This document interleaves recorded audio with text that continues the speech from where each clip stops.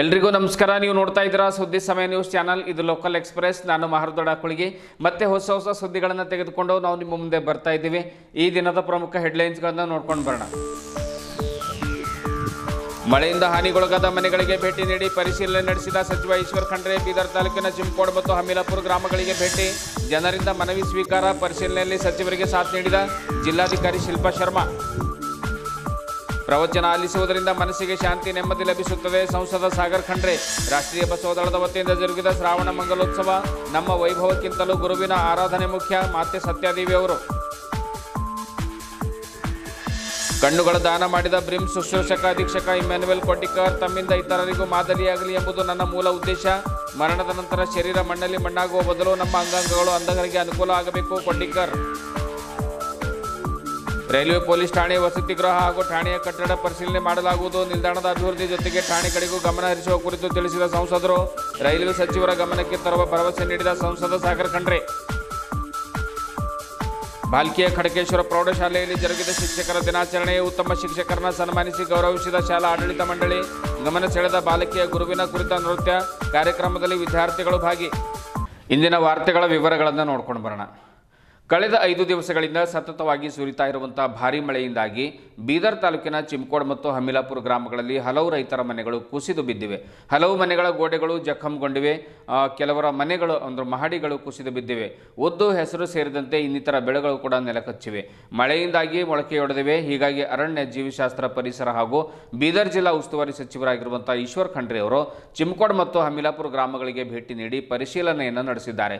ಜನರ ಅಹವಾಲುಗಳನ್ನು ಸ್ವೀಕಾರ ಮಾಡಿದ್ದಾರೆ. ಮನೆ ಬಿದ್ದ ಸಂತ್ರಸ್ತರಿಗೆ ಸಾಂತ್ವನ ಹೇಳಿದ್ದಾರೆ. ಪರಿಹಾರ ಕೊಡಿಸುವಂತಹ ಭರವಸೆ ಕೂಡ ನೀಡಿದ್ದಾರೆ. ಇದೇ ವೇಳೆ ಜಿಲ್ಲಾಧಿಕಾರಿ ಶಿಲ್ಪಾ ಶರ್ಮಾ ಹಾಗೂ ಜಿಲ್ಲಾ ಪಂಚಾಯತ್ ಮುಖ್ಯ ಕಾರ್ಯನಿರ್ವಹಣಾಧಿಕಾರಿಗಳಾಗಿರುವಂತಹ ಡಾಕ್ಟರ್ ಗಿರೀಶ್ ಬದೋಲೆ ಸೇರಿದಂತೆ ಇನ್ನಿತರ ಅಧಿಕಾರಿಗಳು ಉಪಸ್ಥಿತರಿದ್ದು ಸಚಿವರ ಪರಿಶೀಲನೆ ಸಂದರ್ಭದಲ್ಲಿ ಅವರಿಗೆ ಸಾಥ್ ನೀಡಿದ್ದಾರೆ.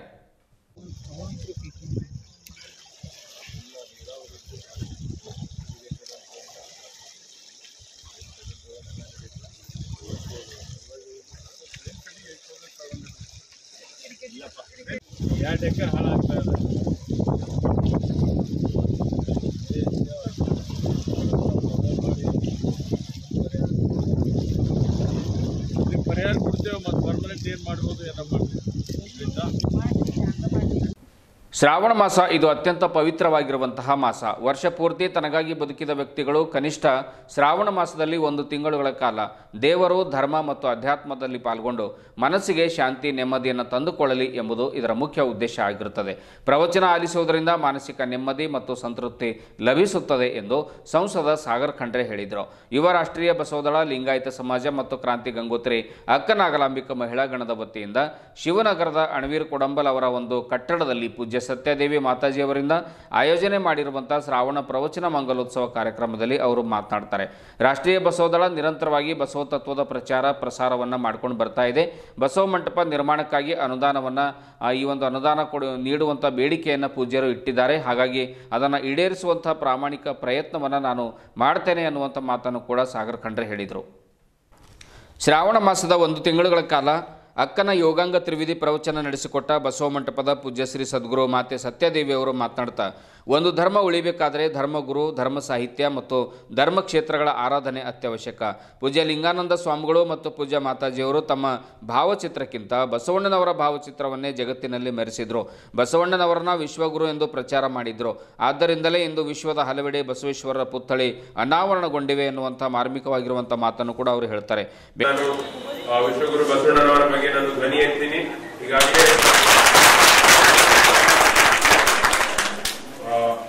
ಬಸವ ಜಯಂತಿ ರಾಷ್ಟ್ರ ಮಟ್ಟದಲ್ಲಿ ನಾವು ಆಚರಣೆ ಮಾಡಬೇಕಾಗಿದೆ. ಅದು ಸಾಕಷ್ಟು ಜನ ಹಾಗೂ ಪೂಜಾರಿ ಎಲ್ಲರೂ ಬಂದು ಹೇಳಿದ್ದಾರೆ, ನೀವು ಧ್ವನಿ ಎತ್ತಬೇಕು. ಏನ್ ನಾವು ಬಸವ ಜಯಂತಿ ಮಾಡ್ತೀವಿ, ಸದ್ಯಕ್ಕೆ ಬರೀ ಕರ್ನಾಟಕ ರಾಜ್ಯದಲ್ಲಿ ಮಾತ್ರ ಆಗ್ತಾ ಇದೆ.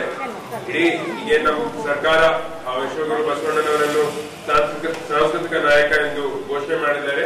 ಅದೇ ರೀತಿ ರಾಷ್ಟ್ರದಲ್ಲಿ ಕೂಡ ನಾವು ಬಸವ ಜಯಂತಿ ಮಾಡಬೇಕಾಗಿದೆ. ಅದ್ರ ಜೊತೆ ಪೂಜಾರು ಸಾಕಷ್ಟು ಬೇರೆ ಬೇರೆ ಸಲಹೆಗಳು ಕೊಟ್ಟಿದ್ದಾರೆ.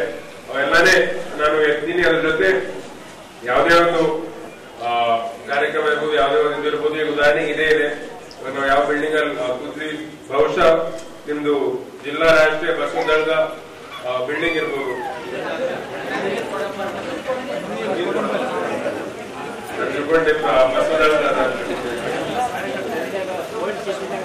ಅದಕ್ಕೆ ಅದು ಬಿಟ್ಟು ನಿಮ್ಮ ರಾಷ್ಟ್ರೀಯ ಬಸವದಳ ಯಾವ್ದಾದ್ರು ಒಂದು ಅನುದಾನ ಬೇಕಿತ್ತಂತಂದ್ರೆ ಈಗಾಗಲೇ ಪೂಜ್ಯರು ಸಿದ್ದೇಶ್ವರ ವಾಡಿ ಬಗ್ಗೆ ಹೇಳಿದ್ದಾರೆ. ಅದನ್ನು ಕೂಡ ನಾವು ಪ್ರಯತ್ನ ಮಾಡ್ತಾ ಇದ್ವಿ. ಅದ್ರ ಜೊತೆ ಬೇರೆ ಯಾವ್ದಾದ್ರು ನಮ್ಮ MP ನಾಡೋದ್ರಿಂದ ಸಂಸದ ನಿಧಿಯಿಂದ ಯಾವುದೇ ಒಂದು ಅನುದಾನ ಬೇಕಾಗಿತ್ತಂತಂದ್ರೆ ತಾವು ಹೇಳ್ಬೋದು. ನಾನು 100 ಪ್ರಯತ್ನ ಮಾಡಿ ಕೊಡಿಸ್ಲಕ್ಕೂ ನಾನು ಪ್ರಯತ್ನ ಮಾಡ್ತೀನಿ. ಅದ್ರ ಜೊತೆ ನೀವು ಒಂದು ತಿಂಗಳ ಮುಂಚೆ ನೀವೊಂದು ಅರ್ಜಿ ಕೊಟ್ಟಿದ್ರಿ ಜಾಗ ಸೆಲೆಕ್ಟ್. ಆ ಜಾಗದ ಒಂದು ಸಮಸ್ಯೆ ಅದು ಸರ್ಕಾರಿ ಜಾಗ ಅದ. ಸರ್ಕಾರಿ ಜಾಗದಲ್ಲಿ ಅದು ಏನ್ ಪ್ರೊಸೀಜರ್ ಮತ್ತೆ ನಾವು ಫಾಲೋ ಮಾಡ್ಬೇಕಾಗುತ್ತೆ ಅದನ್ನು ಕೂಡ ಫಾಲೋ ಅಪ್ ಮಾಡ್ತಾ ಇದ್ದೀನಿ. ಅದನ್ನು ಕೂಡ ನಾವು ಪ್ರಯತ್ನ ಮಾಡ್ತಾ ಇದೀವಿ ಕೆಲಸ ಮಾಡ್ಲಿಕ್ಕೆ. ಜೊತೆ ಬೇರೆ ಯಾವುದೇ ಒಂದು ಕೆಲಸ ಕಾರ್ಯಗಳಿದ್ರು ಕೂಡ ತಾವು ನನಗೆ ಬಂದು ಭೇಟಿ ಮಾಡಬಹುದು. 100 ನಾನು ಪ್ರಾಮಾಣಿಕವಾಗಿ ಪ್ರಯತ್ನ ಮಾಡಿ ಬಂದಿದ್ದೇನೆ. ಲಿಂಗಾಯತರೆಲ್ಲರೂ ಕೂಡ ಬಸವನ ಹೆಸರು ಎಲ್ಲಿ ಬರ್ತದೋ ಅಲ್ಲಿ ಎತ್ತಿ ನಿಂತು ಗೌರವ ಕೊಡೋದನ್ನು ಕಲಿಬೇಕು. ಏನ್ರಿ ಎತ್ತಿ ನಿಂತ್ಕೊಂಡು ಗೌರವ ಕೊಡಬೇಕು. ಬಸವ ಅನ್ನೋದು ಬಾಯಲ್ಲಿ ಯಾವ ಬಾಯಲ್ಲಿ ಬರ್ತದೋ ಯಾವ ವೇದಿಕೆಯಲ್ಲಿ ಬರ್ತದೋ ಬಸವ ಅನ್ನೋದನ್ನು ನಿಮ್ಮ ಬಾಯಲ್ಲಿ ಬರಬೇಕದು. ಅವ್ರನ್ನ ಇವ್ರನ್ನ ಹಚ್ಚುತ್ತೀವಿ ನಮಗೆ ಇಲ್ಲ. ಬಸವಣ್ಣನವರು ಅಂತೇಳಿ ತೆಗೆದುಕೊಳ್ಳುವಂತವರೆಲ್ಲರೂ ಒಂದೇ ಒಂದೇ. ಈ ನಿಲುವಿಗೆ ಬಂದಾಗ ಲಿಂಗಾಯತ ಧರ್ಮ ಒಗ್ಗಟ್ಟಾಗುತ್ತದೆ. ಏನ್ರಿ ಅಚ್ಚು ಬರ್ಕೊಂಡು ಆಗೋದಿಲ್ಲ, ಅಚ್ಚು ಬರ್ಕೊಂಡು ಆಗೋದಿಲ್ಲ. ಯಾರದೇ ಶಿಷ್ಯರಿರ್ಬೋದು, ಯಾರದೇ ಇರಬಹುದು. ನಮ್ಮ ವೈಯಕ್ತಿಕ ಗುರುವನ್ನ ನಾವು ಸ್ಮರಣೆ ಮಾಡತಕ್ಕಂಥ ನಮ್ಮ ಅರ್ಥ ಕರ್ತವ್ಯ, ನಮ್ಮ ಗುರಿ ತೋರಿಸೋರು. ಆದ್ರೆ ಬಸವ ಧರ್ಮ ಲಿಂಗಾಯತ ಧರ್ಮ ಅಂತ ಬಂದಾಗ ಎಲ್ಲರೂ ಒಂದೇ ಅನ್ನುವಂಥವ್ರು ಬರಬೇಕು. ಎಲ್ಲರೂ ಒಂದೇ ಅನ್ನೋರು ಬರಬೇಕು. ಆ ರೀತಿಯಲ್ಲಿ ಇವತ್ತು ಇಡೀ ಜಗತ್ತಿನ ಮೇಲೆ ಪ್ರತಿಯೊಬ್ಬರು ಕೂಡ ಈ ರೀತಿ ತಿಳ್ಕೊಂಡಾಗ ಖಂಡಿತವಾಗಿ ಕೂಡ ಲಿಂಗಾಯತ ಧರ್ಮ ಒಂದಾಗ್ತದ ಅಂತೇಳಿ. ಅದಕ್ಕಾಗಿ ನಿನ್ನೆ ನನಗ ತುಂಬಾ ದುಃಖ ಆಯ್ತು. ಯಾವಾಗ ಮುಸ್ಲಿಮರು ಎಲ್ಲೋ ಕಡೆಗಿನೂ ಒಂದೇ ಧ್ವಜವನ್ನು ಮಾಡ್ತಾರೆ, ಒಬ್ಬರೇ ಗುರು ಅಂತಾರೆ, ಒಂದೇ ಪ್ರಾರ್ಥನೆ ಮಾಡ್ತಾರೆ. ಏನ್ರಿ ಎಲ್ಲಿ ಹೋದ್ರು ಕೂಡ ಏನ್ರಿ ಯಾರಂತ ಕೇಳಿದ್ರ ಹಿಂಗಂತಾರೆ, ನಿಮ್ ಗುರು ಯಾರಂದ್ರ ಇವ್ರಂತಾರೆ. ಆ ರೀತಿ ನಮ್ಮ ಲಿಂಗಾಯತ ಧರ್ಮದಲ್ಲೂ ಎಲ್ಲಿ ಹೋಗಿ ಕೇಳಿದ್ರು ಕೂಡ ನಮ್ಮ ಧರ್ಮ ಗುರು ಬಸವಣ್ಣನವರು ಅಂತ ಯಾವಾಗ ಹೇಳ್ತಾರೋ, ಏನ್ರಿ ನಮ್ಮ ಧರ್ಮ ಧ್ವಜ ಇಂಥದ್ದು ಅಂತ ಯಾವಾಗ ಹೇಳ್ತಾರೋ, ನಮ್ಮ ಪ್ರಾರ್ಥನೆ ಇಂಥದ್ದು ಅಂತ ಯಾವಾಗ ಹೇಳ್ತಾರೋ ಅಂತ ಹೇಳ್ಬಿಟ್ಟು ಮನಸ್ಕಾತುರದಿಂದ ಕಾಯ್ತಾ ಇದೆ, ಮನಸ್ಕಾತುರದಿಂದ ಕಾಯ್ತಾ ಇದೆ. ಆದ್ರೆ ಏನ್ ಮಾಡುದು? ಒಬ್ರು ಹೀಗ ಜಾರಿಗೆ ತರಬೇಕಂದಾಗ ಒಬ್ರು ಮಾಡಿದ್ದನ್ನು ಒಬ್ರು ಒಪ್ಕೊಳ್ಳಂಗಿಲ್ಲ, ಒಬ್ರು ಮಾಡಿದ್ದನ್ನು ಒಬ್ರು ಒಪ್ಕೊಳ್ಳಂಗಿಲ್ಲ. ಒಬ್ರು ಧ್ವಜಾರೋಹಣ ಈ ಜಗತ್ತಿನ ಮಾಸ್ತರ್ ಬಂದ. ಏನ್ರಿ ಮಾಸ್ತರ್ ಇಬ್ರು ಕ್ಲಾಸ್ ಐದು ಹುಡುಗರು ಯಾರು ಹೊರಗಿಂದ ಯಾರು ಕೂತಾರ ಗೊತ್ತಾಗಲ್ಲ ಅಂತ ಕೇಳ್ತಾರ.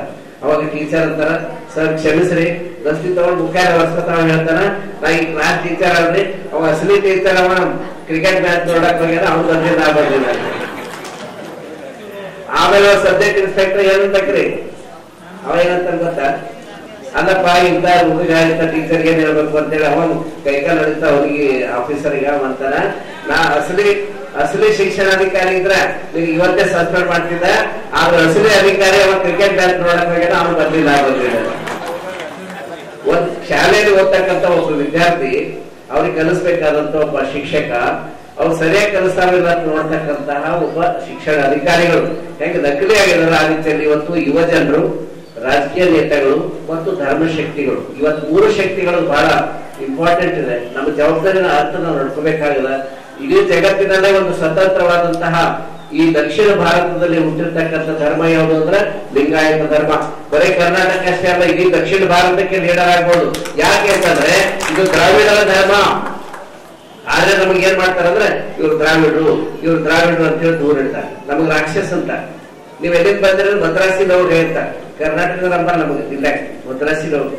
ನಾವು ಕಪ್ಪಿರೋದು ನೋಡಿ ಅವ್ರು ಮದ್ರಾಸಿನವ್ರು ಅಂತ. ಇವರೆಲ್ಲ ರಾವಣನ ವಂಶಜರು ಅಂತ, ರಾಕ್ಷಸರು ಅಂತ. ಇಂತಹ ಒಂದು ಪರಿಸ್ಥಿತಿ ಒಳಗ ಉತ್ತರ ಭಾರತದೊಳಗೆ ಜೈನ ಧರ್ಮ ಹುಟ್ಟ್ಯಾರ. ಎಲ್ಲಿ ಹುಟ್ಟ್ಯಾರ ಜೈನ ಧರ್ಮ? ಬಿಹಾರದೊಳಗೆ. ಬೌದ್ಧ ಧರ್ಮ ಎಲ್ಲಿ ಹುಟ್ಟದ? ಬಿಹಾರದೊಳಗೆ. ಸಿಖ್ ಧರ್ಮ ಎಲ್ಲಿ ಹುಟ್ಟದ? ಪಂಜಾಬ್ ಒಳಗೆ. ಹೌದಲ್ಲ? ವೈದಿಕ ಧರ್ಮ ಹುಟ್ಟಿದ ಹೊರಗಿನ ಬಂದಿದ್ದು, ಭಾರತ ದೇಶದಲ್ಲ. ಇಷ್ಟೆಲ್ಲ ಹೊರ ದೇಶದಿಂದ ಬಂದಿರತಕ್ಕಂಥ ಧರ್ಮ, ಉತ್ತರ ಭಾರತದಲ್ಲಿ ಹುಟ್ಟಿರ್ತಕ್ಕಂಥ ಧರ್ಮಗಳು 6-7 ಧರ್ಮಗಳಿದಾವೆ. ಆದ್ರೆ ಇಡೀ ದಕ್ಷಿಣ ಭಾರತ, ಅದರಲ್ಲೂ ಕರ್ನಾಟಕ, ಅದ್ರ ಬೀದರ್ ಜಿಲ್ಲೆ ಬಸವ ಕಲ್ಯಾಣದಲ್ಲಿ ಹುಟ್ಟಿರ್ತಕ್ಕಂಥ ಕನ್ನಡದ ಏಕೈಕ ಧರ್ಮ ಯಾವುದು ಅಂದ್ರೆ ಅದು ಲಿಂಗಾಯತ ಧರ್ಮ. ಇದನ್ನ ಪಾರ್ಲಿಮೆಂಟ್ ಹೇಳೋದ್ರ ಮೂಲಕ ನಾವು ವಿಶ್ವ ಧರ್ಮ ಮಾಡಲಿಕ್ಕೆ ಸಾಧ್ಯ. ತಮ್ಮ 45ನೇ ವರ್ಷದ ಜನ್ಮದಿನದ ಪ್ರಯುಕ್ತವಾಗಿ ಇತರರಿಗೆ ಮಾದರಿ ಆಗುವಂತೆ ಬ್ರಿಮ್ಸ್ ಶುಶ್ರೂಷಕ ಅಧೀಕ್ಷಕ ಇಮ್ಯಾನ್ಯುಯಲ್ ಕೊಡ್ಡಿಕರ್ ಅವರು ತಮ್ಮ ಕಣ್ಣುಗಳನ್ನು ದಾನ ಮಾಡಿದ್ದಾರೆ ಎಂದು ಬ್ರಿಮ್ಸ್ ಕನ್ನಡ ಸಂಘದ ಸಂಯೋಜಕ ಡಾಕ್ಟರ್ ರಾಜ್ಕುಮಾರ್ ಹೆಬ್ಬಾಳೆ ಹಾಗೂ ಮಿಲಿಂದ್ ಕುಮಾರ್ ಅವರು ತಿಳಿಸಿದ್ದಾರೆ. ನಗರದ ಬೀದರ್ ವೈದ್ಯಕೀಯ ವಿಜ್ಞಾನಗಳ ಸಂಸ್ಥೆಯಲ್ಲಿ ಶುಶ್ರೂಷಕ ಅಧೀಕ್ಷಕರಾಗಿ ಸೇವೆ ಸಲ್ಲಿಸ್ತಾ ಇರುವಂತಹ ಬ್ರಿಮ್ಸ್ ಶುಶ್ರೂಷಕ ಅಧೀಕ್ಷಕ ಇಮ್ಯಾನ್ಯುಯಲ್ ಕೊಡ್ಡಿಕರ್ ಅವರು ಇತರರಿಗೂ ಮಾದರಿಯಾಗುವಂತೆ ತಮ್ಮ ನೇತ್ರವನ್ನು ದಾನಗೈದಿದ್ದಾರೆ. ಕೇವಲ ತನಗಾಗಿ ಬದುಕದೆ ಸಮಾಜ, ದೇಶ ಮತ್ತು ಬಡವರು, ದೀನ ದುರ್ಬಲರು ಮತ್ತು ಅಂಧ ಅನಾಥರಿಗಾಗಿಯೂ ಕೂಡ ನಾವು ಬದುಕಬೇಕಾಗಿದೆ. ಮರಣದ ನಂತರ ಶರೀರ ಮಣ್ಣಲ್ಲಿ ಮಣ್ಣಾಗದೆ ಅಂಧರಿಗೆ ಕಣ್ಣು ನೀಡಿದಂತಾಗುತ್ತದೆ. ತಮ್ಮಿಂದ ಇಬ್ಬರಿಗೆ ದೃಷ್ಟಿ ಬರುತ್ತದೆ ಎಂದು ಕಂಗಳ ನೀಡಿ ಮಾನವೀಯತೆ ಮೆರೆದಿದ್ದಾರೆ. ತನ್ಮೂಲಕ ಇಮ್ಯಾನ್ಯುಯಲ್ ಅವರು ತಮ್ಮ ಅರ್ಥಪೂರ್ಣ ಜನ್ಮದಿನ ಆಚರಿಸಿಕೊಂಡಿದ್ದಾರೆ. ಅವರ ಮಾದರಿ ಕಾರ್ಯಕ್ಕೆ ಶುಭ ಹಾರೈಸುತ್ತೇವೆ ಎನ್ನುವಂಥ ಮಾತನ್ನು ಕೂಡ ಅಲ್ಲಿರುವಂಥ ಸಿಬ್ಬಂದಿ ವರ್ಗದವರು ಶ್ಲಾಘನೆಯ ಮಾತುಗಳನ್ನು ಆಡಿದ್ದಾರೆ. ಶುಶ್ರೂಷಕ ಅಧೀಕ್ಷಕ ಬ್ರಿಮ್ಸ್ ಹಾಸ್ಪಿಟಲ್ ಬೀದರ್ ಇವತ್ತು ಹಮ್ಮಿಕೊಳ್ಳುವ ಪ್ರೋಗ್ರಾಮ್ ಏನೆಂದರೆ, ವರ್ಷಕ್ಕೆ ನಾನು ತುಂಬ ವಿಜೃಂಭಣೆಯಿಂದ ನನ್ನ ಹುಟ್ಟುಹಬ್ಬವನ್ನು ಆಚರಿಸ್ಕೊಳ್ತಿದ್ದೆ. ಈ ವರ್ಷ ಯಾಕೆ ಆಚರಿಸ್ಕೊಳ್ತಿಲ್ಲ ಅಂದರೆ, ನಾವು ಬರೀ ನಾವು ನಮ್ಮ ಹುಟ್ಟುಹಬ್ಬನೇ ಆಚರಿಸ್ಕೊಳ್ತೇವೆ. ಎಷ್ಟೋ ಜನ ಕುರುಡರಿದ್ದಾರೆ, ಅವ್ರು ಲೋಕವನ್ನೇ ನೋಡಿರಲಿಲ್ಲ. ಅದರ ಸಲುವಾಗಿ ಇವತ್ತು ನಾನು ಸ್ವಇಚ್ಛೆಯಿಂದ ನನ್ನ 2 ಕಣ್ಣನ್ನು ನನ್ನ ಜೀವ ಇದರ ಹೋದ್ಮೇಲೆ ನನ್ನ 2 ಕಣ್ಣನ್ನು ದಾನ ಮಾಡಬೇಕಂತ ಇಚ್ಛಿಸ್ತೇನೆ. ನನ್ನ 2 ಕಣ್ಣಿನಿಂದ ಇಬ್ಬರಿಗೆ ದೃಷ್ಟಿ ಬರುತ್ತೆ. ಇದು ಆ ಇಬ್ಬರು ಕುರುಡರು ಲೋಕವನ್ನು ನೋಡ್ತಾರೆ. ಇದರಿಂದ ಎಲ್ಲರಿಗೂ ಪ್ರೇರಣೆ ಆಗಬೇಕು, ಎಲ್ಲರೂ ಈ ಕೆಲಸಕ್ಕೆ ಮುಂದಾಗಬೇಕಂತ ವಿನಂತಿ. ಉನ್ನತ ಹುದ್ದೆಯಲ್ಲಿರೋರು ಬಹುಶಃ ಇಂಥ ನಿರ್ಧಾರ ತಗೊಳ್ಳೋದಿಲ್ಲ, ಆದರೆ ನೀವು ಅವರಿಗೆ ಯಾವ ರೀತಿ ಮೆಸೇಜ್ ತಗೋಬೇಕು ಸರ್? ಉನ್ನತ ಹುದ್ದೆದಾಗ ಇದ್ದಿನವ್ರು ತಗೋಬೇಕು, ಕೆಳಗಿದ್ದಿನವ್ರು ತಗೋಬೇಕು. ಇದರಿಂದ ನಾವು ಕೊಟ್ಟಂತ 2 ಕಣ್ಣಿನಿಂದ ಇಬ್ಬರು ದೃಷ್ಟಿ ಬರುತ್ತೆ, ಇಬ್ಬರು ಲೋಕವನ್ನು ನೋಡ್ತಾರೆ. ನಾವು ಎಷ್ಟೊಂದು ಲೋಕ ನುಡಿದಿರ್ತೇವೆ, ನಮ್ಮ ಜೀವ ಹೋದ್ಮೇಲೆ ಏನಿರ್ತದೆ ಮಣ್ಣಲ್ಲಿ ಸೇರುತ್ತೆ, ಅದು ಏನು ಕೆಲಸಕ್ಕೆ ಬರಲ್ಲ. ಅದ್ರ ಸಲುವಾಗಿ ನಮ್ಮ 2 ಕಣ್ಣು ಕೊಟ್ಟಿದ್ರೆ ಇಬ್ಬರಿಗೆ ಕಣ್ಣು ಬರುತ್ತೆ. ಏನು ಪ್ರೊಸೀಜರ್ ಇದೆ ಸರ್ ಅದು? ಜೀವ ಸಾರ್ಥಕ ಅಂತ ಒಂದು ಆನ್ಲೈನ್ ಇದೆ ಸರ್. ಅದರಲ್ಲಿ ಆನ್ಲೈನ್ ನಮ್ಮ ಡೀಟೇಲ್ ರಿಜಿಸ್ಟ್ರೇಷನ್ ಮಾಡಿಸ್ಕೊಂಡು ಇದು ಮಾಡಬೇಕು. ಏನಾದರೂ ಸಾಫ್ಟ್ವೇರ್ ಇದೆಯಾ ಸರ್ ಆನ್ಲೈನಲ್ಲಿ? ಆನ್ಲೈನ್ ಸಾಫ್ಟ್ವೇರ್ ಜೀವ ಸಾರ್ಥಕ ಅಂತ ಒಂದು ಆ್ಯಪ್ ಇದೆ ಸರ್. ಆ್ಯಪ್ ಓಪನ್ ಮಾಡಿಕೊಂಡು ಆ ಓಪನ್ನಲ್ಲಿ ಎಲ್ಲ ಡೀಟೇಲನ್ನು ಸಬ್ಮಿಟ್ ಮಾಡಬೇಕು. ಮತ್ತೆ ಏನೇನು ದಾನ ಮಾಡ್ಬೋದು ಸರ್? ದೇಹ ದಾನ ಮಾಡ್ಬೋದು, ನಮ್ಮ ಅಂಗಾಂಗ ದಾನ ಮಾಡ್ಬೋದು, ಪ್ರತಿಯೊಂದು ಎಲ್ಲ ಮಾಡ್ಬೋದು. ಕಣ್ಣುಗಳು. ಎಷ್ಟನೇ ವರ್ಷ ಹುಟ್ಟುಹಬ್ಬ ಸರ್ ತಮ್ಮದು? ಇದು 45ನೇ. ನನ್ನ ಹೆಸರು ಮಿಲಿಂದ್ ಕುಮಾರ್ ಅಂತ, ಶುಶ್ರೂಷಾಧಿಕಾರಿ, ಬ್ರಿಮ್ಸ್ ಆಸ್ಪತ್ರೆ ಬೀದರ್. ನಮ್ಮದು ನರ್ಸಿಂಗ್ ಸೂಪರಿಂಟೆಂಡೆಂಟ್ ಆಗಿದ್ದ ಇಮ್ಯಾನ್ಯುಯಲ್ ಸರ್ ಅವರು ಇವತ್ತು ಹುಟ್ಟುಹಬ್ಬದಿಂದ ಅವರು 2 ಕಣ್ಣನ್ನ ಬಡವರಿಗಾಗಿ ದಾನ ಮಾಡಿದ್ದಾರೆ. ಆ ಪ್ರೇರಣೆ ಎಲ್ಲರೂ ಕಲಿಬೇಕು. ಯಾಕಂದ್ರೆ ಒಂದು ಮಾತು ಹೇಳಿದರು, ಈ ದೇಹ ಸತ್ತಾಗ ಮಣ್ಣಲ್ಲಿ ಹೋಗ್ತದೆ, ಮಣ್ಣಲ್ಲಿ ಕರಗಿ ಹೋಗ್ತದೆ. ಬಟ್ ಇನ್ನೊಬ್ಬರಿಗೆ ದಾನ ಮಾಡಿದರೆ ಇನ್ನೊಬ್ಬರು ದೃಷ್ಟಿ ಕೊಡ್ಬೋದು ಅಂತ, ನೋಡ್ಬೋದು, ಪ್ರಪಂಚನ ನೋಡ್ಬೋದು ಅಂತಕ್ಕಂಥ ದೊಡ್ಡ ಮಾತಾಡಿದ್ದಾರೆ. ಅದು ನಮಗೆ ಪ್ರೇರಣೆ, ನಾವೆಲ್ಲರೂ ಕಲಿಬೇಕು ಆ ಮಾತನ್ನ. ಅದೇ ತರನಾಗಿ ಪ್ರತಿಯೊಬ್ಬರ ಜೀವನದಲ್ಲಿ ಪ್ರತಿಯೊಂದು ಸಮಸ್ಯೆಗಳು ಇರ್ತಾವೆ. ಹಾಗಾಗಿ ಎಲ್ಲನೂ ಕೂಡ ಬದಿಗಿಟ್ಟು ನಾವು ಸಮಾಜ ಸೇವೆ, ಬಡವರ ಸೇವೆ, ಯಾವಾಗಲೂ ಹಗಲು ರಾತ್ರಿ ಬಡವರ ಸೇವೆ ಮಾಡ್ಬೇಕಂತ ನಾವು ಈ ಸಂದರ್ಭದಲ್ಲಿ ಪ್ರಾರ್ಥಿಸ್ತೇನೆ. ಧನ್ಯವಾದ. ನಮಗೋಸ್ಕರ ಬದುಕೋದ್ರ ಜೊತೆಗೆ ಸಮಾಜಕ್ಕೋಸ್ಕರ ಕೂಡ ಬದುಕಬೇಕು. ಈಗ ಇನ್ನೊಂದು ಏನಂದ್ರೆ, ಜಗತ್ತಲ್ಲಿ ಹಲವಾರು ತರ ವಿವಿಧ ರೀತಿಯಲ್ಲಿ ಸಮಾಜ ಸೇವೆಯನ್ನು ಮಾಡ್ತಾರೆ. ಬಟ್ ದೇವರು ನಮಗೆ ಬಹಳ ದೊಡ್ಡ ಶಕ್ತಿನ ಕೊಟ್ಟರು. ನಾವೇನ್ ತಿಳ್ಕೊಂಡಿದ್ದೀವಿ, ಎಂಪ್ಲಾಯ್ಸ್ ಅಂತ ತಿಳ್ಕೊಂಡಿವಿ. ಎಂಪ್ಲಾಯ್ಸ್ ಜೊತೆನೆ ಆ ಸೇವೆನ ಬಹಳ ಅಚ್ಚುಕಟ್ಟಾಗಿ ನಾವು ಮಾಡಬಹುದು. ಯಾಕಂದ್ರೆ ನಮ್ಮ ಸೇವೆ ಡೈರೆಕ್ಟ್ ಇರ್ತದೆ. ಇನ್ನೊಬ್ರು ಯಾರೋ ರಾಜಕಾರಣಿಗಳು ಏನೋ ಅವ್ರು ಇಂಡೈರೆಕ್ಟ್ ಆಗಿ ಮಾಡ್ಬೋದು. ಬಟ್ ನಾವು ಡೈರೆಕ್ಟ್ ಆಗಿ ಒಂದು ಬಡವರಿಗೋಸ್ಕರ ಸೇವೆಯನ್ನು ಮಾಡ್ಬೋದು. ಯಾವುದೇ ರೋಗಿ ಇರ್ಬೋದು, ಯಾವುದೇ ಇದರಲ್ಲಿ ನಾವು ಡೈರೆಕ್ಟ್ ಆಗಿ ಮಾಡ್ಬೋದು. ಇದು ಕಣ್ಣು ದಾನ ಯಾರು ಮಾಡಲ್ಲ. ಆಕ್ಚುಲಿ ಎಂಪ್ಲಾಯ್ಗಳಿಗೆ ಏನಂದ್ರೆ ನಾವು ಎಂಪ್ಲಾಯ್ಗಳು ಯಾಕೆ ಮಾಡಬೇಕು, ಬಟ್ ಇದು ಎಲ್ಲರೂ ಮಾಡಬೇಕು. ಈ ಸರ್ ಪ್ರೇರಣೆಯಿಂದ ನಾವು ಕೂಡ ಈ ಮುಂದಿನ ದಿನಗಳಲ್ಲಿ ನಾವು ಕೂಡ ಈ ಕೆಲಸನ ಮಾಡ್ಬೇಕಂತ. ಇತ್ತೀಚೆಗೆ ರೈಲ್ವೆ ನಿಲ್ದಾಣದಲ್ಲಿರುವಂತಹ ರೈಲ್ವೆ ಪೊಲೀಸ್ ಠಾಣೆಯ ಅವ್ಯವಸ್ಥೆ ಹಾಗೂ ಪೊಲೀಸ್ ವಸತಿ ಗೃಹಗಳ ದುರಾವಸ್ಥೆ ಕುರಿತು ಸುದ್ದಿ ಸಮಯದಲ್ಲಿ ಒಂದು ಸುದ್ದಿ ಪ್ರಕಟವಾಗಿತ್ತು. ಈ ಒಂದು ಕುರಿತು ಸಂಸದ ಸಾಗರ್ ಖಂಡ್ರೆ ಅವರ ಜೊತೆ ಮಾತನಾಡಿಸಿದಾಗ ರೈಲ್ವೆ ನಿಲ್ದಾಣದ ಅಭಿವೃದ್ಧಿ ನಡೀತಾ ಇದೆ, ಅದರ ಜೊತೆಗೆ ರೈಲ್ವೆ ಪೊಲೀಸ್ ಠಾಣೆ ಹಾಗೂ ಪೊಲೀಸ್ ವಸತಿ ಗೃಹಗಳ ಪರಿಶೀಲನೆ ಕೂಡ ನಡೆಸಲಾಗುವುದು. ಈ ಕುರಿತು ರೈಲ್ವೆ ಸಚಿವರ ಗಮನಕ್ಕೆ ತರಲಾಗುವುದು ಎಂದು ಭರವಸೆ ನೀಡಿದರು. ಬೀದರ್ನ ಶಿವನಗರದಲ್ಲಿ ಶ್ರಾವಣ ಮಾಸದ ಪ್ರವಚನ ಮಂಗಲೋತ್ಸವ ಕಾರ್ಯಕ್ರಮದಲ್ಲಿ ಪಾಲ್ಗೊಂಡಿರುವಂತಹ ಒಂದು ಸಾಗರ್ ಖಂಡ್ರೆ ಅವರು ಬಳಿಕ ಸುದ್ದಿ ಸಮಯದೊಂದಿಗೆ ಮಾತನಾಡಿ ತಿಳಿಸುತ್ತಾರೆ. ಬಹಳ ದಿವಸಗಳಿಂದ ಈ ವಿಷಯ ನಮ್ಮ ಗಮನಕ್ಕೆ ಬಂದಿರಲಿಲ್ಲ. ಸಿಬ್ಬಂದಿಗಳ ಮನವಿ ಮೇರೆಗೆ ಹಾಗೂ ತಮ್ಮ ಮಾಹಿತಿಯನ್ನು ಆಧರಿಸಿ ಶೀಘ್ರವೇ ಈ ಕುರಿತು ಕೂಲಂಕುಷವಾಗಿ ಪರಿಶೀಲನೆಯನ್ನು ಮಾಡ್ತೇವೆ ಮತ್ತು ಅವರ ಸಮಸ್ಯೆಗಳಿಗೆ ಸ್ಪಂದನೆ ನೀಡುವಂಥ ಪ್ರಯತ್ನ ಮಾಡ್ತೇನೆ ಅನ್ನುವಂಥ ಮಾತನ್ನು ಕೂಡ ಸಂಸದ ಸಾಗರ್ ಖಂಡ್ರೆ ಅವರು ಹೇಳ್ತಾರೆ. ಹಾಳು ಬಿದ್ದಿದೆ, ಕಂಪೌಂಡ್ ವಾಲ್ ಎಲ್ಲ ಸಾಕಷ್ಟು ಗಲೀಜ್ ಆಗಿದೆ. ಈಗಾಗಲೇ ಬೀದರ್ ರೈಲ್ವೆ ಸ್ಟೇಷನ್ 22 ಕೋಟಿ ರೂಪಾಯಿ ಅನುದಾನ ಕೆಲಸ ನಡೀತಾ ಇದೆ, ಟೆಂಡರ್ ಆಗಿದೆ, ಗುತ್ತಿಗೆದಾರರು ಕೆಲಸ ಮಾಡ್ತಾ ಇದ್ದಾರೆ. ನಾನು ಫಾಲೋಅಪ್ ಅಲ್ಲಿ ಇದ್ದೀನಿ. ಸ್ವಲ್ಪ ಕಡೆ ಕೆಲಸ ಕರೆಕ್ಟಾಗಿ ಆಗ್ತಾ ಇಲ್ಲ. ನಾನು ಅಧಿಕಾರಿಗಳು ಈಗಾಗಲೇ ಸೂಚನೆ ಕೊಟ್ಟಿದ್ದೀನಿ ಕರೆಕ್ಟಾಗಿ ಮಾಡಿಸಿ ಅಂತ. ಕರೆಕ್ಟಾಗಿ ಮಾಡಲಿಲ್ಲ ಅಂತಂದರೆ ನಾವು ಕಂಪ್ಲೇಂಟ್ ಕೊಟ್ಟು ಮತ್ತೆ ಒಳ್ಳೆ ರೀತಿಯಲ್ಲಿ ನಾವು ಈ ರೈಲ್ವೆ ವಸತಿ ಗೃಹಗಳಿವೆಲ್ಲ ಸರ್, ಈ ವಸತಿ ಗೃಹಗಳಲ್ಲಿ ಅದಕ್ಕೆ ಬಜೆಟ್ ಅಪ್ಲೈ ಆಗೋದಿಲ್ಲ. ಅದರ ಹೊರಗಡೆ ಸ್ವಲ್ಪ ಜಂತುಗಳು, ಹಾವುಗಳು, ಕಂಪೌಂಡ್ ವಾಲ್ ಇಲ್ಲದಕ್ಕಾಗಿ ಹಂದಿಗಳು ಈ ಥರ ಮಾಡ್ತಾ ಇಲ್ಲಿನ ತನಕ ಯಾರೂ ಬಂದು ನನಗೆ ಮೆಮೊರಾಂಡಮ್ ಕೊಟ್ಟಿಲ್ಲ, ಅರ್ಜಿ ಕೊಟ್ಟಿಲ್ಲ. ನಾವು ಮಾಹಿತಿ ತಂದರೆ ನೀವು ಕೊಡ್ರಿ, ಡೀಟೇಲ್ಸ್ ಕೊಡ್ರಿ, ಎಲ್ಲೆಲ್ಲಿ ಏನೇನು ಆಗ್ತದೆ ಅಂತಂಬೋದು. ಅಲ್ಲಿನವರು ಯಾರು ಬಂದು ಇಲ್ಲಿವರೆಗೆ ನಮಗೆ ಈ ರೀತಿ ನಮಗೆ ತೊಂದರೆ ಆಗ್ತದೆ, ಸಮಸ್ಯೆ ಆಗ್ತದೆ, ಯಾರು ನನಗೆ ನನ್ನ ತನಕ ಬಂದು ಯಾರು ಕೊಟ್ಟಿಲ್ಲ. ಈಗ ತಾವು ಹೇಳ್ತಾ ಇದ್ದೀರಿ ಅಂತಂದರೆ ನಾನು ಅಧಿಕಾರಿಗಳಿಗೆ ಮಾತಾಡಿ ನಾನು ಕೇಳ್ಕೊಡ್ತೀನಿ, ಹೇಳಿ ಅದನ್ನು ಕೂಡ ನಾನು ಬಗ್ಗೆ ಡೀಟೇಲ್ ಆಗಿ ನಮ್ಮಲ್ಲಿ ವರದಿ ಮಾಡಿದ್ದೀನಿ, ವಾಟ್ಸಪ್ ಹಾಕಿದೆ. ಭಾಲ್ಕಿಯ ಖಡ್ಕೇಶ್ವರ ಪ್ರೌಢಶಾಲೆಯಲ್ಲಿ ಶಿಕ್ಷಕರ ದಿನಾಚರಣೆ ಕಾರ್ಯಕ್ರಮವನ್ನು ಆಯೋಜನೆ ಮಾಡಲಾಗಿತ್ತು. ಸಮಾಜದ ಪ್ರಗತಿಯಲ್ಲಿ ಶಿಕ್ಷಕರ ಪಾತ್ರ ಮಹತ್ವದಾಗಿದೆ ಎಂದು ನಿವೃತ್ತ ಪ್ರಾಂಶುಪಾಲರಾದ ರೇಖಾ ಮಹಾಜನ್ ತಿಳಿಸಿದರು.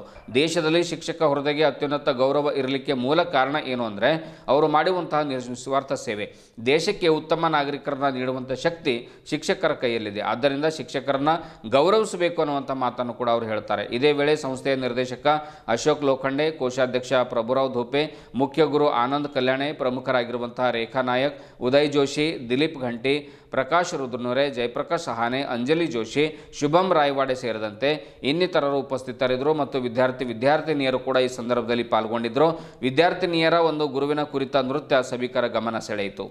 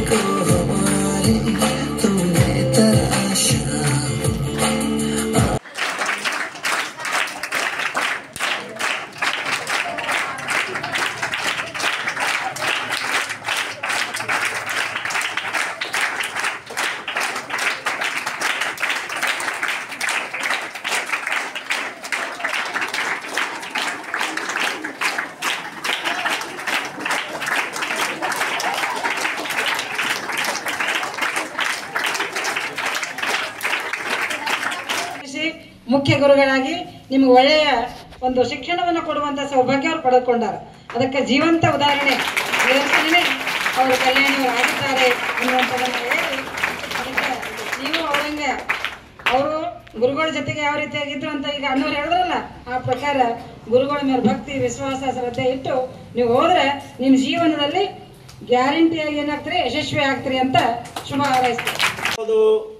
ನಮ್ಮ ಕೃಷ್ಣ ಇರ್ಬೋದು, ಆದಿ ಅನಾದಿ ಕಾಲದಿಂದ ನಮ್ಮಲ್ಲಿ ಗುರು ಪರಂಪರೆ ನಡೀತಾ ಇದೆ. ಗುರು ಶಿಷ್ಯರೆಂದರೆ ಒಂದು ನಮ್ಮ ಇಡೀ ಭಾರತ ದೇಶದಲ್ಲೇ, ಬೇರೆ ದೇಶದಲ್ಲಿ ಇದೋ ಇಲ್ಲೋ ನನಗೆ ಗೊತ್ತಿಲ್ಲ, ಆದರೆ ಭಾರತ ದೇಶದಲ್ಲಿ, ಭಾರತ ಭೂಮಿಯಲ್ಲಿ ಗುರು ಶಿಷ್ಯರ ಪರಂಪರೆಗೆ ಬಹಳ ಮಹತ್ವ ಇದೆ. ಗುರುದಿಂದಲೇ ಶಿಷ್ಯ, ಶಿಷ್ಯನಿಂದಲೇ ಗುರು ಅಂತಕ್ಕಂಥ ಏನು ವಿಚಾರ ಇದೆ. ಗುರು ಇಲ್ಲದೆಂದರೆ ಈ ಸಮಾಜವು ಮುಂದೋಗಲ್ಲ, ಈ ನಾವು ಬೆಳೀತಕ್ಕಂಥ ನಮ್ಮ ಪರಿವಾರ, ನಮ್ಮ ಸಂಸಾರನೂ ಮುಂದೋಗಲ್ಲ. ಗುರು ಇಲ್ಲ ಅಂದರೆ ನಾವು ಜೀವನ ಮಾಡಕ್ ಸಾಧ್ಯನೇ ಇಲ್ಲ. ಯಾರೇ ಇರಲಿ, ಮೊದಲ ಗುರು ತಾಯಿ ತಂದೆ ಅಂತ ಹೇಳಿದ್ರು. ಮೊದಲ ಗುರು ತಾಯಿ, ಅದರ ನಂತರ ಶಾಲೆ. ಗುರು ಬೇಕೇ ಬೇಕು. ಗುರು ಇಲ್ಲ ಅಂದ್ರೆ ನಾವು ಜೀವನ ಮಾಡಕ್ ಆಗಲ್ಲ. ಮಾರ್ಗದರ್ಶನ ಬೇಕೇ ಬೇಕು. ಗುರುಗಳ ಮಾರ್ಗದರ್ಶನ ಬೇಕು. ಗುರುಗಳು ಕೊಟ್ಟಂತ ದಾರಿಯಲ್ಲೇ ನಡೆದ್ರೆ ಕೂಡ ನಮ್ದು ಸುಖ, ಸಂಸಾರ, ನೆಮ್ಮದಿ, ನಾವೊಂದು ಒಳ್ಳೆಯ ಶಿಕ್ಷಕನಿಗೆ ಗೌರವ, ಘನತೆ ಹೆಚ್ಚಿಸಬೇಕಪ್ಪ ಅಂದ್ರೆ ಅದು ಶಿಕ್ಷಕ ವೃತ್ತಿಯಲ್ಲಿ ನಾವು ನೋಡ್ತೀವಿ. ಇತ್ತೀಚಿನ ದಿನಮಾನಗಳಲ್ಲಿ ಏನಪ್ಪ ಶಿಕ್ಷಕ ಅಂದ್ರೆ ಏನ್ ಶಿಕ್ಷಕ ಅಂತ ಅಂತೀವಿ. ಆದ್ರೆ ಶಿಕ್ಷಕನಲ್ಲಿ ಇದ್ದಂತ ಒಂದು ಮರ್ಯಾದೆ, ಗೌರವ, ಶಿಕ್ಷಕ ಮಕ್ಕಳಿಗೆ ಕೊಡುವಂತ ತನ್ನ ಇಡೀ ಜೀವನವನ್ನೇ ಮಕ್ಕಳಿಗಾಗಿ ಮುಡುಪಿಡ್ತಾನೆ. ಅದ್ರ ಸಲುವಾಗಿ ನಮ್ಮ ರಾಧಾಕೃಷ್ಣನ್ ಅವರು ಅವರ ಒಂದು ಸವಿ ನೆನಪಿಗಾಗಿ ಅವರ ಒಂದು ಹುಟ್ಟುಹಬ್ಬದ ಸವಿ ನೆನಪಿಗಾಗಿ ಅವರ ಸವಿ ನೆನಪಿಗಾಗಿ ಶಿಕ್ಷಕರ ದಿನಾಚರಣೆ ಮಾಡಂತ ಹೇಳಿದ್ದಾರೆ. ವಿದ್ಯಾರ್ಥಿಗಳೇ, ನಾವು ಶಿಕ್ಷಕರಾದವರು ಒಬ್ಬ ವಿದ್ಯಾರ್ಥಿಯನ್ನು ಹ್ಯಾಂಗ್ ನೋಡ್ಬೇಕಪ್ಪ ಅಂದ್ರೆ ತನ್ನ ಮಕ್ಕಳಂತೆ ನೋಡ್ಬೇಕು. ಒಂದು ಶಿಕ್ಷಣ ನಾವು ಹಣ ಮುಖ್ಯ ಅಲ್ಲ, ಇಲ್ಲಿ ಸಲ್ಲಿಸುವಂತ ಸೇವೆ ಮುಖ್ಯ. ನಾವು ಕೊಡುವಂತ ನಿಮಗೆ ವಿದ್ಯಾದಾನ ಮುಖ್ಯ. ಇದರಿಂದ ಹೇಳ್ತಾರಲ್ಲ, ರಾಮಾಯಣ ಮಹಾಭಾರತದಲ್ಲಿ ಎಲ್ಲಕ್ಕೆ ಹೆಚ್ಚಿಗೆ ಗುರುವಿನ ಕರ್ತವ್ಯ ಗುರು ನಿಭಾಯಿಸಬೇಕು, ಶಿಷ್ಯನ ಕರ್ತವ್ಯ ಶಿಷ್ಯ ನಿಭಾಯಿಸಬೇಕು. ಇದುವರೆಗೂ ಸುದ್ದಿ ಕೊಟ್ಟಿರುವ ನಾನು ಮಹಾರ್ದೊಡಾಕಳಿಗೆ ಮತ್ತೆ ಮುಂದಿನ ವಾರ್ತೆಗಳೊಂದಿಗೆ ಭೇಟಿಯಾಗೋಣ. ವಂದನೆಗಳು.